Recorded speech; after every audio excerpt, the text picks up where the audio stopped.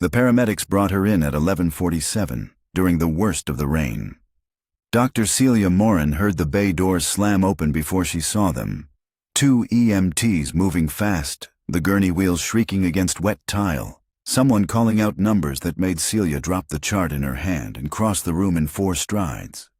The woman on the gurney was unconscious, soaked through a thin cotton dress that clung to her like a second skin.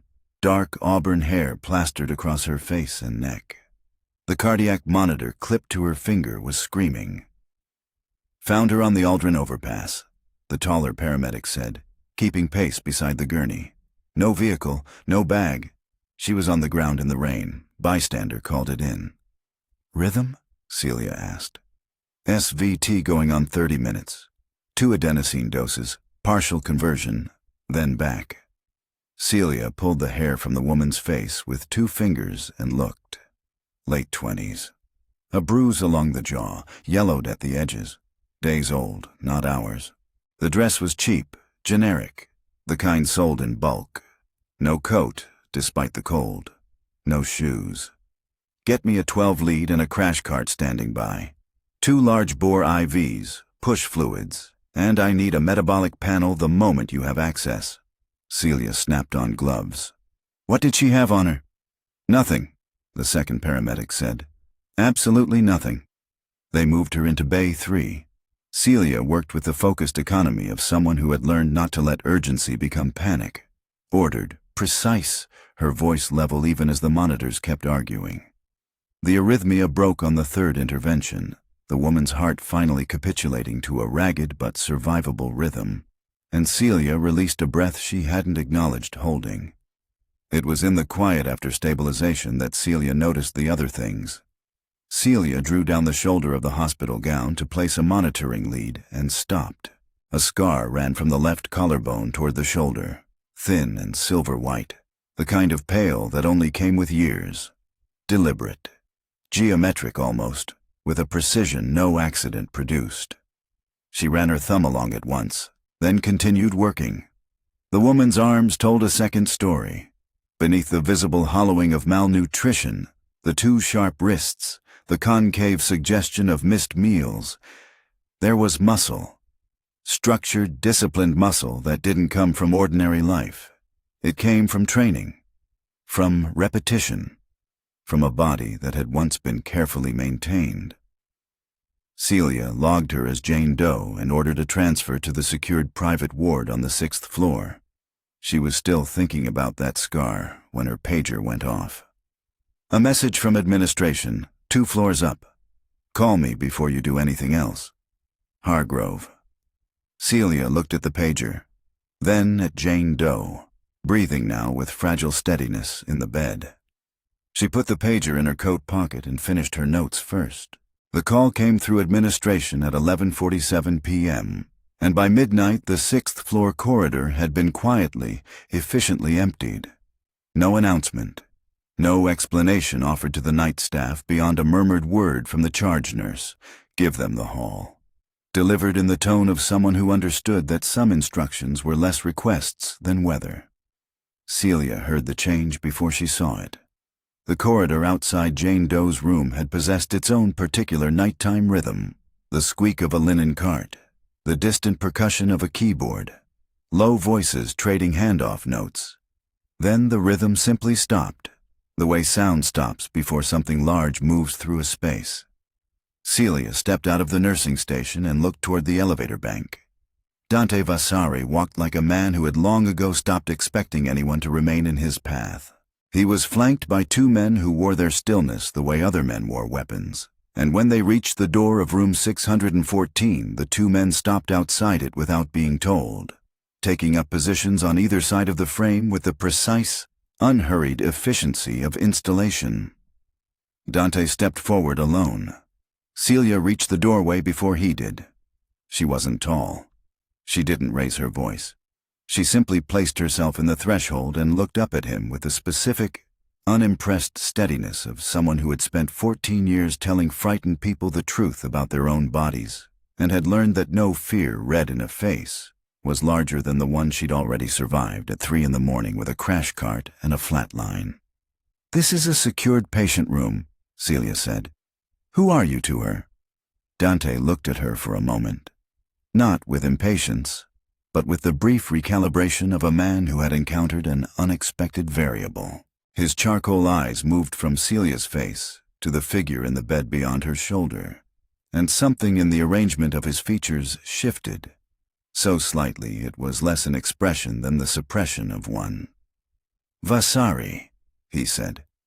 The single word carried the particular weight of a name that had been making doors open since before he was born.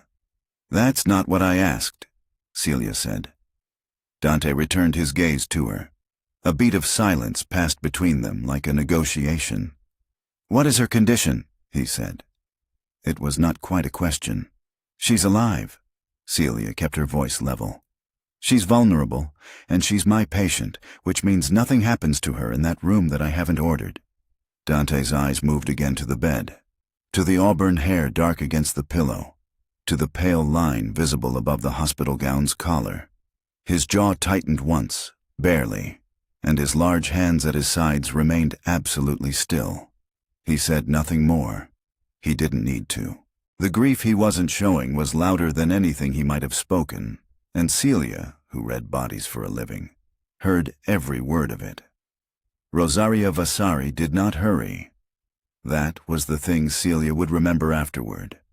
That the woman moved through the ward's corridor with the slow, absolute certainty of someone who already knew what she would find, and had been preparing for it for 5 years.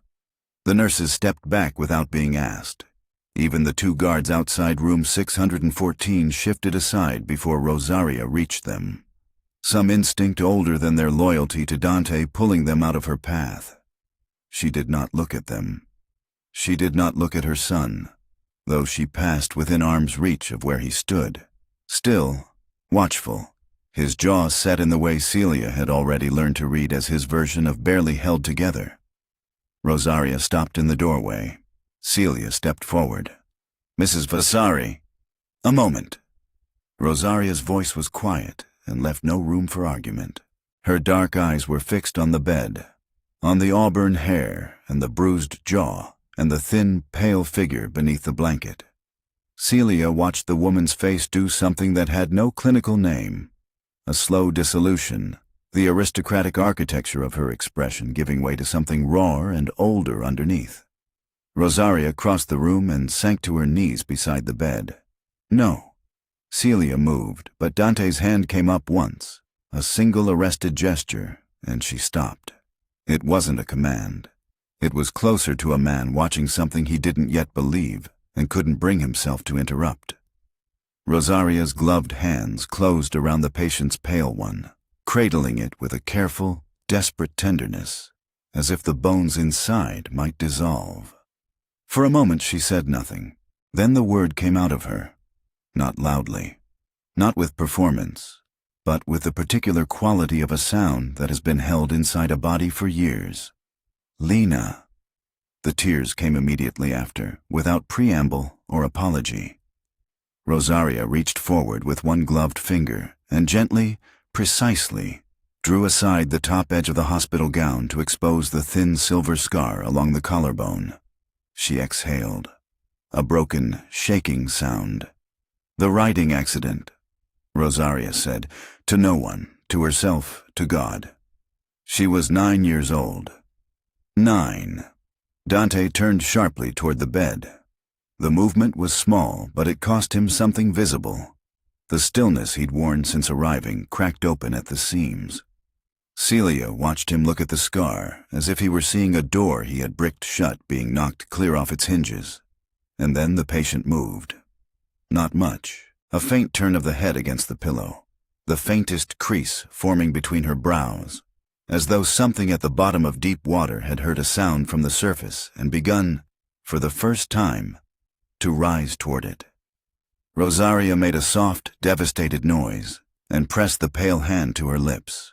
"She heard me," Rosaria whispered. "Dante, she heard me." The beeping reached her first. Not sound, exactly, more like pressure, rhythmic and insistent, pulling her up through layers of black water toward something cold and bright. Lena broke the surface with a gasp that yanked every monitor on the wall into alarm. Her fingers clawed at the bed rail. The room came in pieces. White ceiling, gray light bleeding through rain-streaked glass. Two strangers too close, one of them weeping. She shoved herself upright and the IV line pulled taut, and she didn't care. She was already scanning the room for the door, for the exit, for anything that wasn't this. Hey! Celia was at the bedside before anyone else moved, her voice low and deliberate, her hands raised with the palms open. You're safe. You're in St. Carmine Medical Center. No one is going to touch you. Look at me. Just at me. Lena looked at her. The woman with the glasses and the quiet authority. Something in the stillness of her registered as the least threatening thing in the room, and Lena's grip on the rail loosened by a fraction. "What's today?" Lena said. Her voice came out wrong, dry, cracked, stripped of everything. Celia told her. "What's your name?" Celia asked gently. The silence that followed was not a pause. It was an absence, a shelf where something should have sat, swept clean. Lena searched it and found nothing. Not a syllable, not a shape. She pressed the heel of her hand against her sternum, as if the answer might be stored there and simply needed pressure to surface. "I don't—" She stopped. Then the older woman said it again, just the one word, barely above a breath, and it was the tenderness in it that made Lena flinch rather than the name itself. Lena. Something cracked open behind her eyes. Not a memory. Not exactly. A smell first. Citrus soap, warm stone, something baking. Then sound. A man's voice, unhurried, reading aloud from something she couldn't see. A kitchen. Afternoon light slanting across terracotta tile. A feeling of safety so complete it already hurt to lose it. The way you can only mourn things you once possessed. Gone. Like vapor off a mirror. Lena became aware of the scar. Her fingers had found it without instruction, the ridge of it along her collarbone, deliberate beneath her fingertips. Old. "Who did this to me?" she asked. No one answered.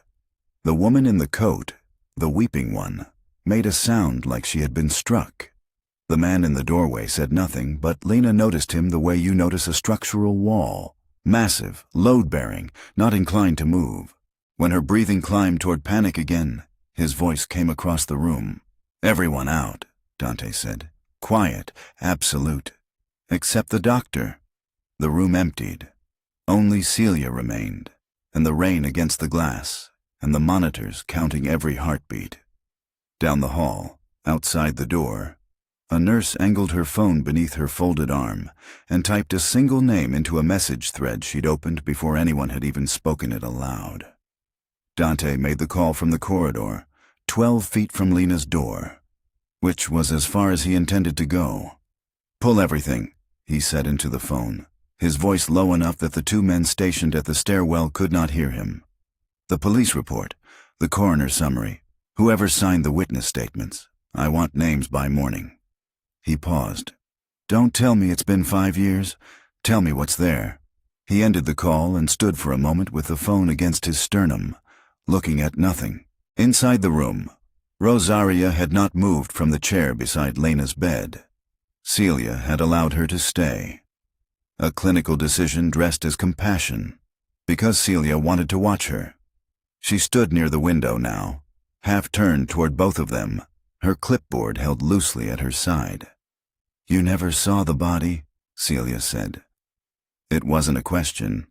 She had been working toward it for several minutes, moving through smaller things first. Family medical history, blood type, the scar, the way you approach a skittish animal, directly but without urgency. Rosaria's hands were folded in her lap, her gloves finally removed. Her knuckles were pale. "They told me the vehicle fire had been—" Rosaria stopped, started again. "I was given a sealed report. I was told that viewing was not advisable, that it would not—" Her voice caught on the edge of something, and she pressed through it with visible effort. "I was managed. I understand that now. I was given sedatives and condolences and a funeral with a closed casket, and I accepted it because I could not afford to believe anything else." "Who managed you?" Celia asked. Rosaria looked at the doorway, where Dante had reappeared without sound, the way large men sometimes do when they choose to move carefully. "Benedetto Carta," Rosaria said, "and 2 others from the old household. They handled everything. Every call, every arrangement. They kept me away from the details and called it grief management." She exhaled slowly. "I was grateful. I was a fool." Dante said nothing, but his jaw shifted, and Celia noted it. Celia set her clipboard down on the equipment tray and looked at them both. "Her body shows evidence of prolonged systematic captivity," she said, keeping her tone clinical, because clinical was the only way she could say it without shaking. "Healed stress fractures, chronic vitamin deficiency, scarring that developed over years, not weeks. Whatever happened to this woman did not begin recently." The monitor beside Lena beeped steadily. Lena's eyes were closed, her breathing measured and even, or appearing so. Dante crossed to the corridor again without explanation.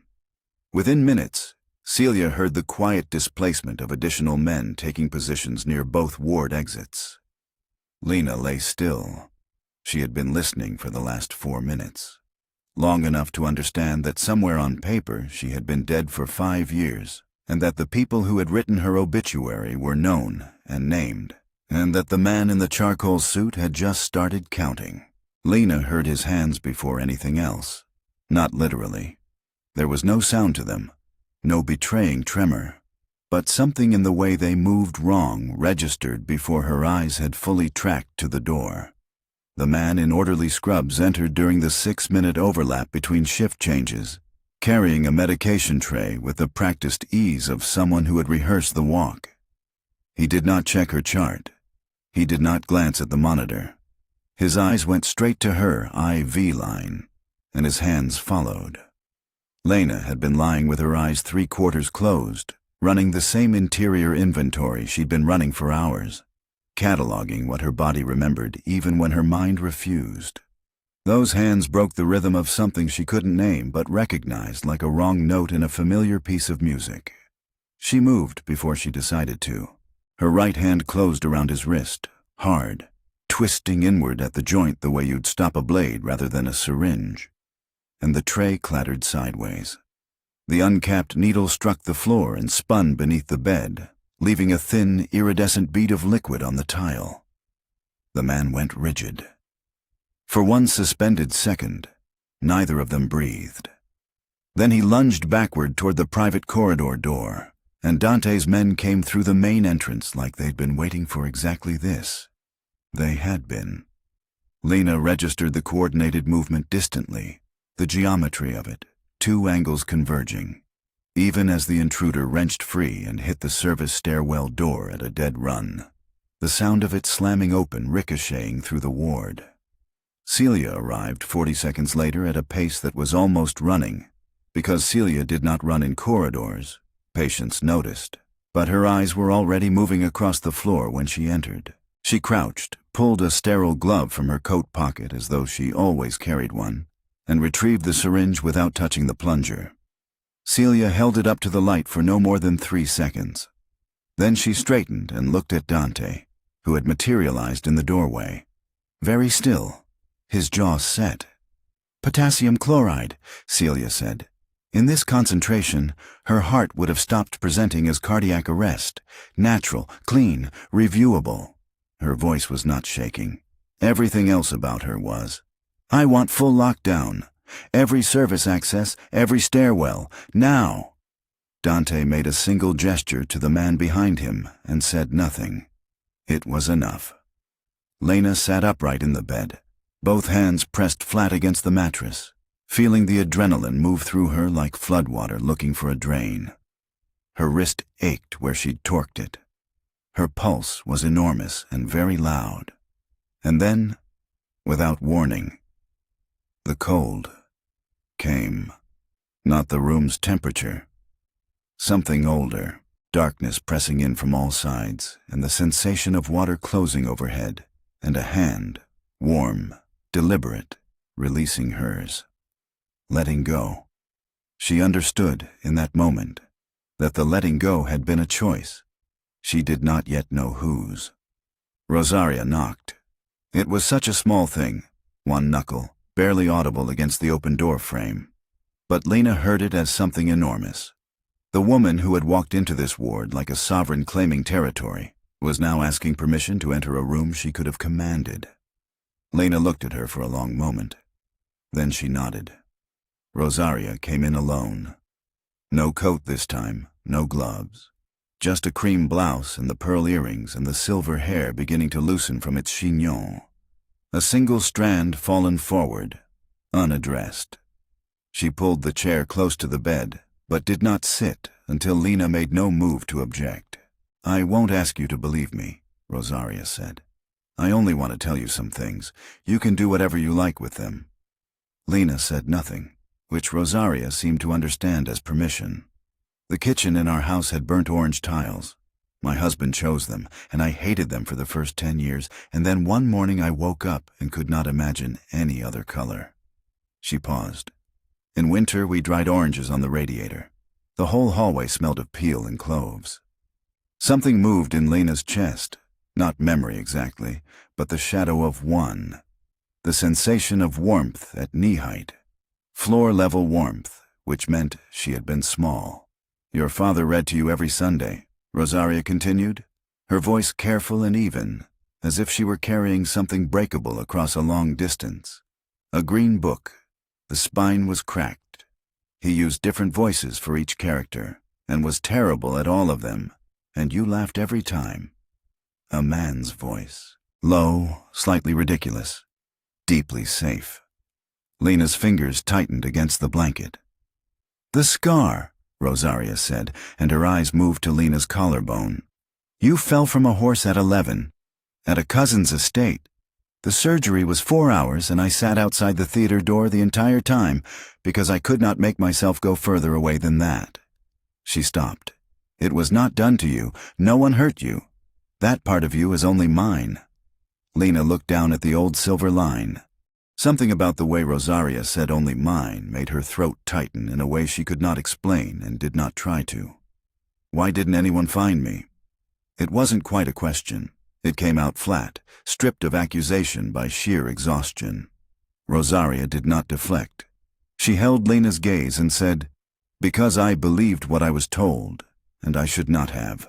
I should have demanded proof. I should have torn the city apart."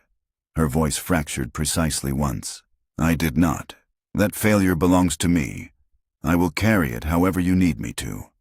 Lena became aware of Dante in the doorway, still, silent, watching, and did not look at him.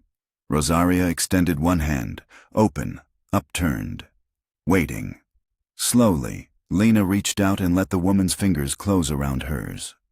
"Lena," she said quietly, testing the syllables in her own mouth. They settled strangely, and then, faintly, like a key turning in a very old lock, they settled right.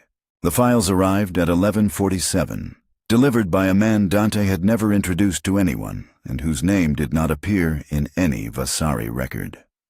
He set a flat encrypted drive on the small table in the corridor anteroom outside room 614, nodded once, and was gone before Celia could register having seen him.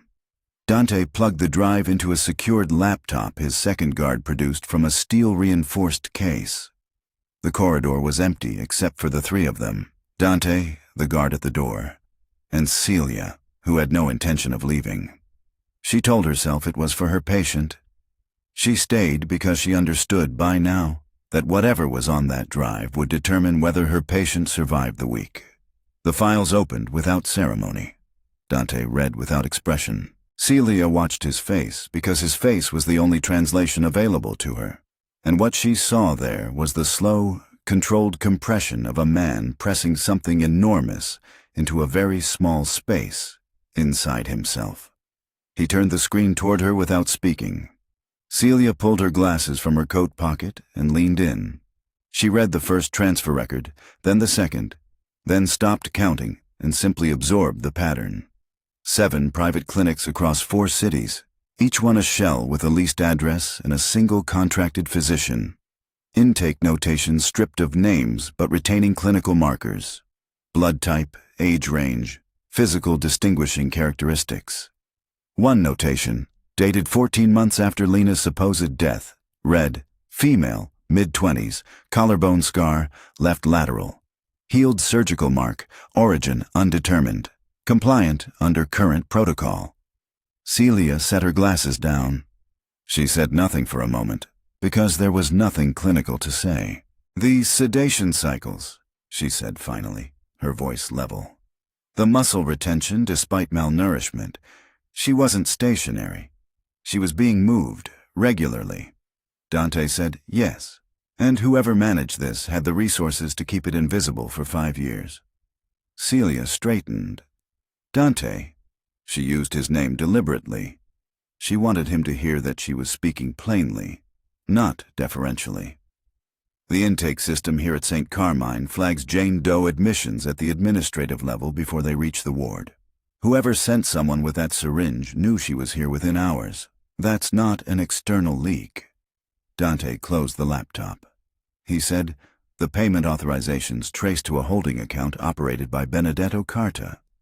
The name meant nothing to Celia, but Rosaria, who had appeared soundlessly in the anteroom doorway, drawn perhaps by some frequency of dread only mothers receive, went very still. The color left her face in a single, quiet tide. "Benedetto has sat at my table for 30 years, Rosaria said. "Yes," Dante said again. The word was not an answer. It was a door closing. Inside room 614, Lena lay awake in the dark, staring at the ceiling. A voice was surfacing through the sediment of 5 years, unhurried, almost gentle, spoken above her while she couldn't move. "The family must never know you lived." She had heard it so many times it had become indistinguishable from silence. Now, suddenly, it had a texture, an accent, a cadence she recognized from somewhere bright and warm and a very long time ago. She did not yet have a name for it, but the name was coming. The storm arrived without ceremony.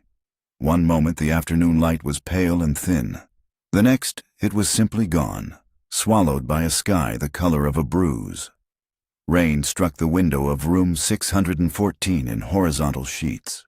Someone in the corridor switched on the overhead fluorescents, and the cold white light made everything look surgical.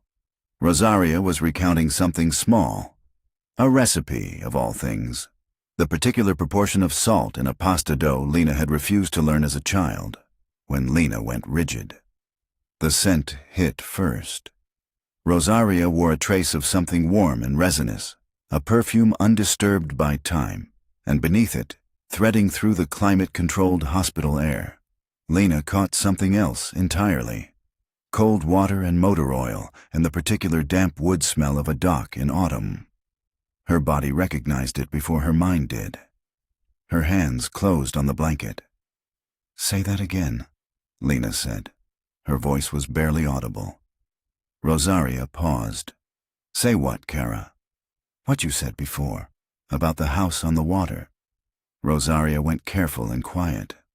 "I said we kept the boathouse through the winters. Your father refused to sell it."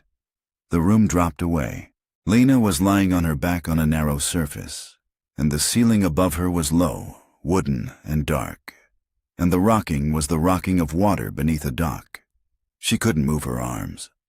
A lamp swung overhead in a slow, seasick arc, and a man leaned into its light. A compact man with close-cropped gray hair and the careful, pleasant face of someone who had spent decades being trusted at close range. He said her name. Not Jane, not the girl. Lena. He said it gently, the way a man speaks to someone he is doing a difficult kindness. "Your death will keep this family intact," he said. "Profitable, safe from what you would have brought down on them. You understand that. You were always the clever one." Lena opened her eyes. "Marco Bellese," she said. The name landed in the room like something thrown through glass. Rosaria made a sound, not a word. just a fracture of breath. Dante, standing at the far wall, went completely motionless, the kind of stillness that preceded irrevocable action. He was there, Lena continued, and her voice was eerily level. At the boathouse, he sedated me himself. He said— She stopped, swallowed. He said my death would keep the family stable. Dante turned to the man nearest the door and said 2 words very quietly. The man vanished. Celia stepped forward from the corner where she'd been silent. "Nobody moves her," she said, and her voice carried its own kind of authority. "Until we know how far this goes, she stays in this room." Rosaria had not spoken again. She sat with both gloved hands pressed flat against her knees, staring at a point on the floor where nothing existed except 30 years of a trusted man's face at her table. The gray came in slowly, the way grief does, not all at once but in increments, pale light spreading across wet glass until the city below materialized out of darkness like something half-remembered. Lena stood barefoot on the cold tile at the window, the hospital gown hanging loose off one shoulder, and watched the dawn refuse to be beautiful. Behind her, 2 new men had taken up positions in the corridor. She had heard them arrive without being told what they meant. Celia came to stand beside her, not touching, just present, the stethoscope still looped around her neck like a talisman against everything medicine could not fix. "When you leave this building," Celia said quietly, "I lose you, legally, procedurally. You understand that." It was not a warning so much as a fact she needed Lena to carry. "Whatever happens out there, I can't follow." Lena nodded once. She understood. The hospital had been a held breath. The world outside would not hold anything. Rosaria came forward from the chair near the door, moving without her usual imperial certainty. Slower, as though she were carrying something she hadn't carried in years. From the interior pocket of her wool coat she withdrew a photograph, small and slightly creased at one corner, and held it out. Lena took it with both hands. A terrace in summer, Rosaria younger, laughing with her head thrown back. Dante at 17 or 18, scowling at the camera with a particular self-consciousness of a boy not yet made into stone. And a girl, dark auburn hair loose down her back, face turned 3/4 toward the lens, caught mid-sentence, alive in the way only old photographs could preserve someone. "I should have looked longer," Rosaria said. "I should have looked until there was no world left to search." She paused. "Trust is not inherited. I know that. I only ask that you let me try to deserve it." Lena did not answer immediately. She kept her eyes on the photograph. Then Dante moved, away from the wall where he had been standing in silence since before the light changed. He came to the window and stopped a foot from her, close enough that she could see the controlled tension in his jaw, the cost of keeping his voice level. "Marco and everyone who stood behind him," Dante said. "I will take them apart. That is already decided." He turned to look at her directly then, the gray eyes holding nothing back for once. "But I want to know if you want the Vasari name beside you when I do. Not as a weapon. As a family." Lena stood very still. The photograph trembled slightly in her hands. Not from weakness, she thought, but from the effort of holding something this fragile without crushing it. "I don't trust blood," she said at last, "or power, or promises made in hospital rooms at 5 in the morning." She looked back at the city, gray and wet and entirely indifferent, waiting. "But I'm choosing to remember who I was, and I'll let you stand with me while I do." The monitors hummed. The corridor waited. Lena stayed at the window with the photograph pressed to her chest, and outside the rain had finally, almost imperceptibly, begun to ease.